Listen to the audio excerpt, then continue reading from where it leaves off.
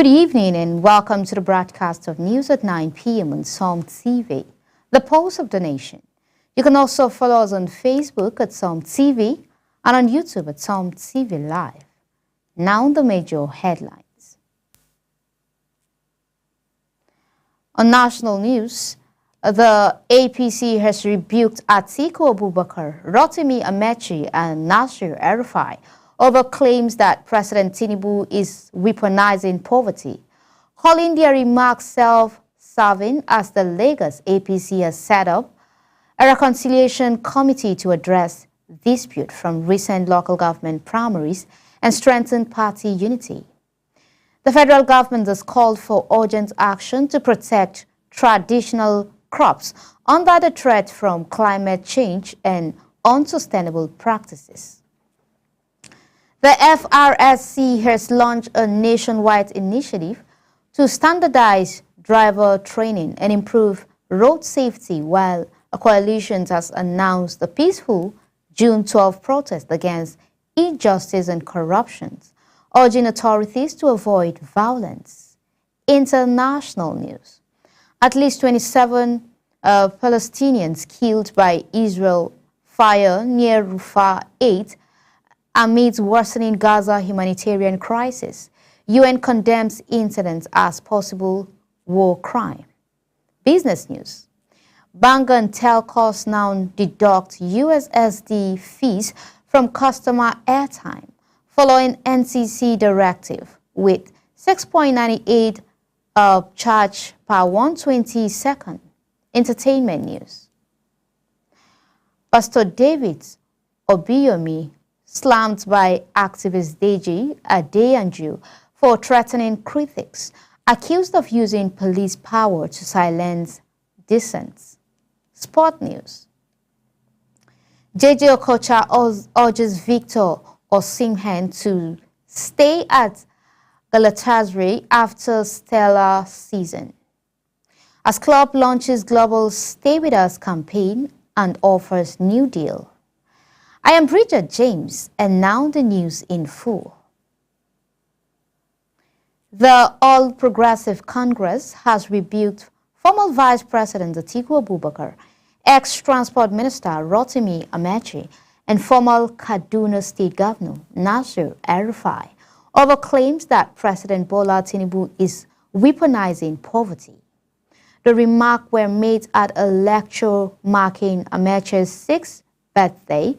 APC spokesperson Felix Moka dismissed their criticism as self-serving, accusing them of failing to address poverty or economic reform during their time in office.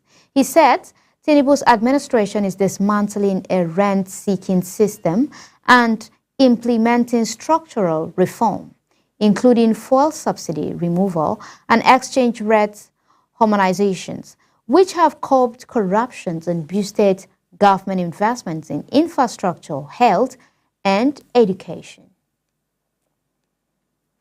The Lagos State chapter of the All Progressive Congress has established a reconciliation committee to address disputes arising from its recent local government primary election. The party spokesperson, Mogaji Oladepo, announced the move, stating it aims to resolve internal grievances within 2 weeks and strengthen party unity ahead of the polls. The primaries triggered protests and numerous petitions over alleged lack of transparency. The reconciliation effort has been decentralized across senatorial districts, with designated chairpersons and members leading efforts in Lagos East, Central, and the 2 Lagos West zone. The Nigerian government has called for urgent and coordinated efforts to protect traditional crops, which are increasingly threatened by climate change, urban development, and unsustainable farming practices. Officials stress that preserving Nigerians' rich crop diversity, such as yams, cassava, maize, and millet, is essential for maintaining food security, agricultural resilience, and nutritional value. The The government highlights the importance of stronger collaborations among stakeholders and supportive policies to conserve plant genetic resources. Nigerian participation in the Global Crop Diversity Trust Seed Resilience Program has modernized the national gene bank, allowing for the release of over 30 new crops varieties. This initiative supports the country's efforts. It supports the country's efforts to improve food security amidst a growing population and environmental challenges. Governor Ahmadu Umaru Fintiri says the establishment of compressed natural gas (CNG) in Adamawa State align with his administration's agenda to improve business, transportation, and enhance industrial productivity through access to reliable and cost-effective energy sources. The governor disclosed this at the commissioning of the first ever CNG facility in the Northeast, located along Numan Road in Yola. Some TV correspondent Ojoma Yusuf has the details. This facility for the good of humanity through God's It was the commissioning of Adamawa State Compressed Natural Gas (CGN) plants and the Conversation Center Yola by the Minister of State for Petroleum Resources. The initiative is emerging as a cleaner, cost-effective and sustainable fuel alternative in Nigeria. Governor Fintiri, represented by his deputy, Professor Kalipatuwa George Farauta, said that the commissioning reflects a collective journey towards economic diversification, energy sustainability, and environmental responsibility. He commended Greenville LNG for its foresight, commitment, and investment in energy infrastructure. According to him, the refueling station is not just a business venture, but a strategic partnership that promises to unlock opportunities, create jobs, and position the state as a hub for a clean and affordable energy. With the facility, Governor Fintiri said investment in road, bridges, and commuters buses will receive a boost through lower transportation costs and cleaner energy sources. The governor appreciated federal government and Greenville, expressing willingness to continue partnering the federal government and reputable investors for the growth and development of the state. The Minister of State for Petroleum Resources, Ekperikpe Ekpo, said the transformation project is a testament of federal government efforts for a drive economic growth through the gas adoption, building on promises of natural gas as a crucial for national energy security. Leveraging on such advanced technology and innovative model, he said it will be a benchmark for energy accessibility and sustainability. The minister explained that President Bola Ahmed Tinubu is poised to harness Nigerians' gas resources for economic transformation, industrialization, and social development, describing the facility in Adamawa State as a beacon of hope and opportunity. Ekpo thereafter appreciates Greenville for their vision and commitment to expanding access to clean, affordable, and sustainable energy solutions. With rising fuel prices and concerns over environmental pollution, CGN presents an opportunity to reduce carbon emission while offering an efficient energy solution for transportation and industrial use.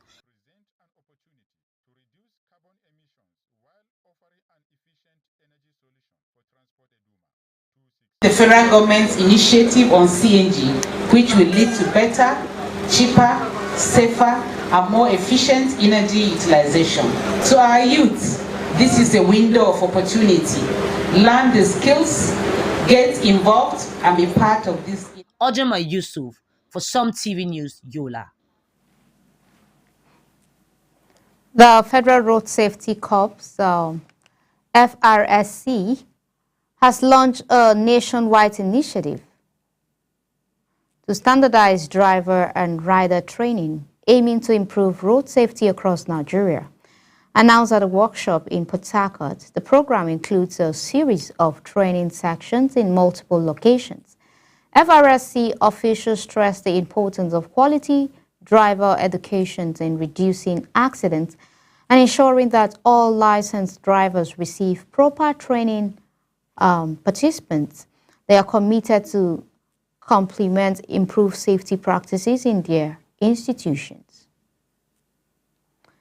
The National Coalitions Against Mass Killing and Impunity, with GAFAMORG, has notified police and security agencies about a planned peaceful protest on June 12 to address issues like injustice and corruption. They urge respect for protesters' rights, warn against violence or excessive force, and promise to hold violators accountable. Legal Aid and Human Rights Monitor would support the protest, emphasizing non-violence. The coalitions call on authorities to avoid lethal force and urge the government to choose dialogue over repression. Haruna Yahya was inaugurated as the 61st president of the Institute of Chartered Accountants of Nigeria during a ceremony at the Institute's Lagos headquarters. Yahya succeeds Davidson Alariba, who expanded ICON's presence by opening 26 district societies, 24 of which were inaugurated during his tenure. The event was attended by government representatives and leaders from various professional bodies, including delegates from Lagos and Jigawa states. The Financial Reporting Council and Accounting and Banking Institute, Yahya now assumed leadership of ICON for the coming year. The Judiciary Staff Union of Nigeria has suspended its strike, which began on Monday, following the interventions of the Chief Justice of Nigeria, Justice Kudirat Kekere Ekun, in a communique released after a meeting with the CJN's representatives.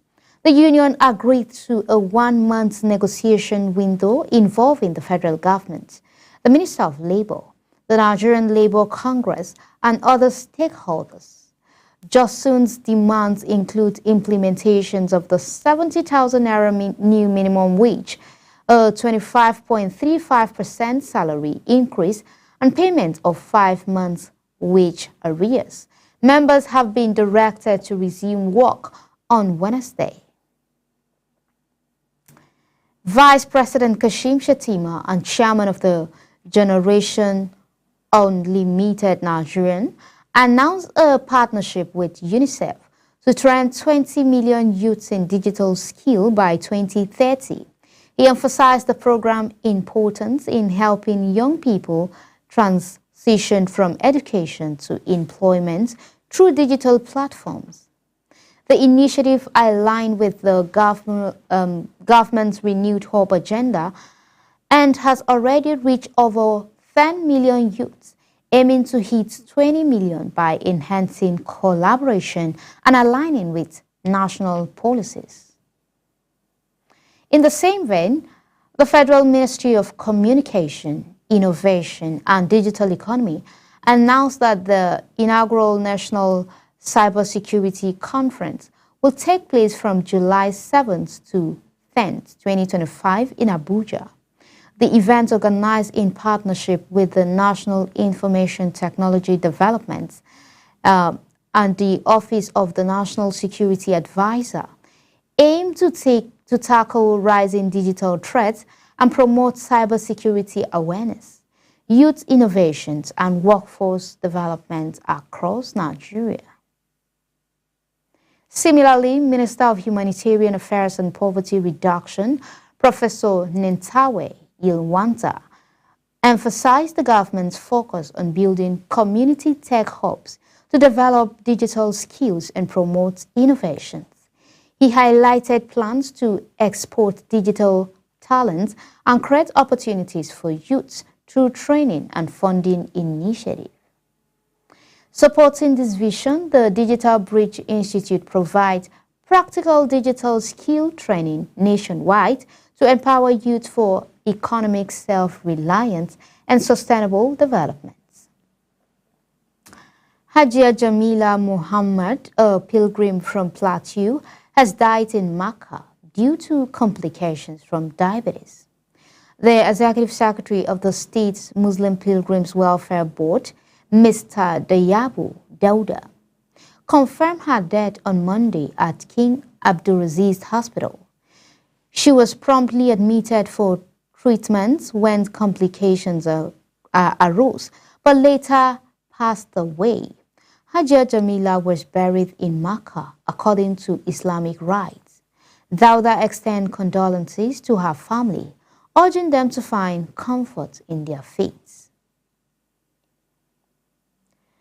Still on reports from Plateau, the Plateau state government has given motorcycles operators 72 hours to leave the Jos Buruku metropolis, citing a surge in illegal motorcycle activity that violates the long-standing ban under the Greater Jos Master Plan. Commissioner for Transportation, Davo Jatau Geng, described the situation as alarming and emphasized that the ban is non-negotiable. Mobile courts have been deployed to prosecute offenders and operators found in restricted areas after the deadline will face arrest and prosecution. The government highlighted concerns over accident traffic congestion and security risks as reason for enforcing the ban, urging residents to cooperate for public safety and order. The House of Representatives Public Accounts Committee Chairman Bamidele Salam expressed concern over MDA's failing to account for over 250 billion naira in 2020 to 2021, citing widespread financial mismanagement ahead of July Fiscal Governance Conference in Abuja. He called for stronger transparency, accountability, and collaboration to address these issues. The conference aimed to significantly reduce unaccounted funds, improve audits, and introduce digital financial management reform. The Deputy Speaker of the Ondo State House of Assembly, Abayomi Akinrutan, and the Majority Leader, Emmanuel Ogona Shuyi, have resigned their positions. Akinrutan cited political power sharing arrangement as his reason for stepping down. Their resignations were announced during Tuesday's plenary session led by Speaker Olamide Oladiji. It was appointed as the new Deputy Speaker, while Olatunji Oshati, the constituency, took over as Majority Leader. Additionally, Murtala Suleiman at Koko Southeast was named Chief Whip, and Fabi Olatunji Ojigbo Constituency 1 became the Assembly Whip. The Speaker praised the outgoing officers for their maturity and contribution, emphasizing the peaceful transition and the importance of balancing political arrangements within the state. The Kano State government has advised residents to prioritize animal health and hygiene during the upcoming Eid al-Kabir celebration to prevent the spread of any disease. Let's take a brief commercial break. When we return, we'll bring you more updates. Please don't go away.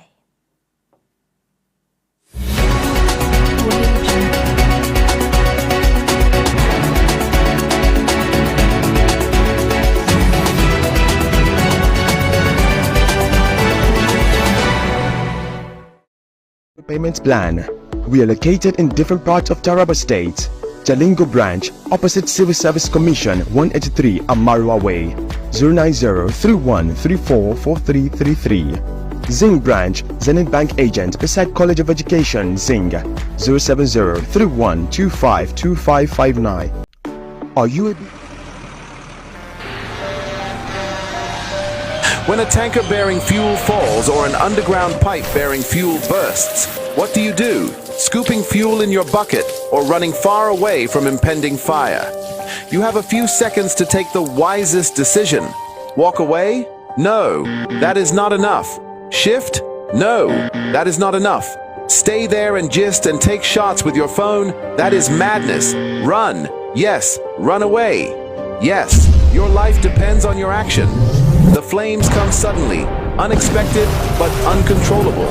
Why? Fuel is highly inflammable. Why?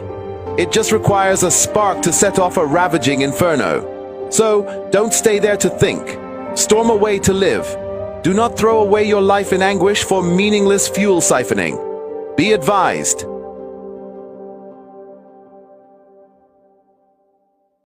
The Honorable Commissioner, Ministry of Waste Management and Resource Innovations, Honorable Shonzin James Bernard, on behalf of the Ministry, wish to inform the general public.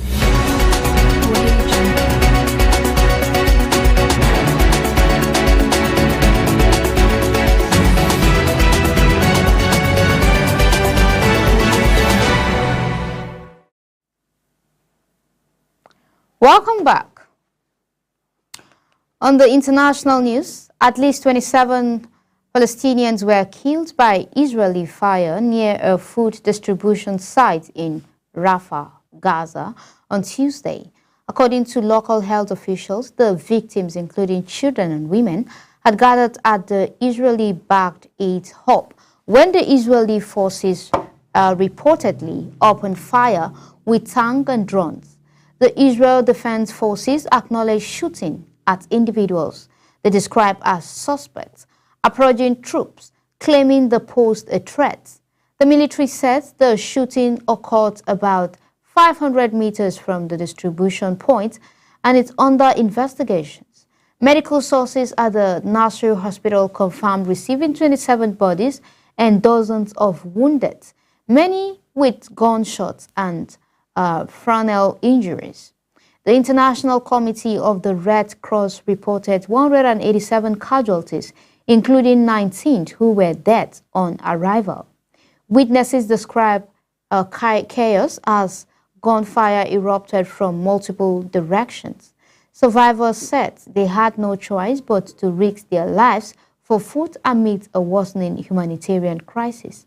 The UN condemned the repeated deadly incidents around aid sites, with Human Rights Chief Volker Turk calling them potential war crimes. This is the third such accident in recent days. The total death toll in Gaza since October 2023 has surpassed 54,000, with over 124,000 injured. On business news, the executive chairman of Odi Olowo Ojuoye LCDA, Resak Olusola Ajala, has announced the sales of Salah rams at a heavily subsidized price of 7,500 naira each, significantly lower than the market price of over 200,000. The initiative aimed to support Muslims residents in fulfilling their Eid el-Kabir obligations and to demonstrate the benefits of democratic governance. The sale held at the Council Secretariat in Lupeju, Lagos, involved over 1,000 healthy rams and required buyers to present a voter's card and a radio or TV license to confirm residency and civic responsibility. The orderly process was praised by residents, with many commending Ajala's leadership and commitment to community welfare. The Deposit Money Bank and telecom operators have begun deducting USSD service fees directly from customers' airtime instead of their bank accounts, following a directive from the Nigerian Communication Commission Bank, like First City Monument Bank, informed customers that each USSD section will cost 6.98 per 120 seconds, with charges approved by user before deducting. Customers can opt for alternative banking channels such as ATMs, mobile app, or internet banking to avoid the fee. On entertainment news, lawyer and rights activist Deji Adebanji has criticized founder of Salvation Ministry for threatening to arrest and detain critics who write negative reports about him. The pastor in a viral video accused bloggers and some church members of twisting his message and warned that he would take firm action against anyone who crosses the line, dismissing any pleas for mercy. Responding of his official social media, Adeyemi expressed this appointment, accusing Obiyomi of the marketing Christianity by using threats and police power against critics. He contrasted this with Jesus Christ, who accepted criticism without retaliation, saying such behavior drives people away from church. The Director of Music for Nigerian Air Force, Wing Commander Ayodeji Ayamboje, has called on the federal government to reinstate music education in schools to nurture talents from a young age. Speaking at the 5th Abuja National Music Competition, Ayaboje emphasized the need for government involvement alongside support from the private sector and individuals. The event organizer Nana Walaham highlighted that music has largely been removed from school curriculum, discouraging students interested in the arts. The competition aimed to revive music education and promote creativity, unity, and intellectual growth among Nigerian youths. On sport news, Nigerian football legend JJ Okocha has advised Victor Osimhen to consider staying at Galatasaray, highlighting the emotional and professional satisfaction he has found at the Turkish club. Speaking to TRT Sport, Okocha noted that sacrifices are sometimes necessary in football and praised Osimhen's successful season, during which he scored 37 goals and helped the team win a league and cup double, amid speculations over his future. Galatasaray fans launched a global Stay With Us campaign, while the club reportedly offered Osimhen a new 15 million euros per year deal. Osimhen has yet to announce his decision. That's all for this edition of News at 9 p.m. from Som TV. But before we go, here is a recap of the major headlines. In the heated theater of Nigerian policies, the ruling All Progressive Congress has flashed out at Atiku Abubakar, Rotimi Amechi, and Nasir El-Rufai, branding their claims of weaponized poverty as bitter echoes of past failures. Meanwhile, in Lagos, the APC moves to mend internal rifts, setting up a reconciliation committee after local government primaries threaten party cohesion. On the agricultural front, a clarion call rings out from the federal government: protect Nigerians' traditional crops now or risk losing them forever to the creeping clouds of climate change and unsustainable farming. On the road, the FRSC has sounded the horn of reform, launching a sweeping driver education campaign across the nation, while civil rights groups prepare for a storm of peaceful defiance on June 12 as they march against injustice and corruption, urging restraint, dialogue, and the protections of every citizen's voice. Beyond our border, tragedy once again unfolds in Gaza as at least 27 Palestinians and fallen near Rafah 8 under Israeli fire, drawing global outrage and fresh cries of war crime from the United Nations. In business, a silent shift in the financial landscape. Bank of Telecom have begun deduction of fees directly from your airtime, charging 6.98 for every 2 minutes of service, ushering in a new chapter in mobile banking convenience or pains on Nigerians. Turning to the world of entertainment, the storm brew in the pulpit as Pastor David Obiyomi faces backslash from right activist Deji Adeyanju after threatening to jail his critics, drawing fire for what some say is the misuse of spiritual and legal power. And in the sport news, Nigerian legend JJ Okocha makes a heartfelt plea to Victor Osimhen to stay with Galatasaray after a season that lit up the pitch. The club dangles a golden after and fans worldwide chant, "Stay with us." From politics to protests, faith to football, these are the stories shaping our world tonight. Until next time, stay with us for more exciting lineup of programs and updates. I'm Bridget James. Good evening.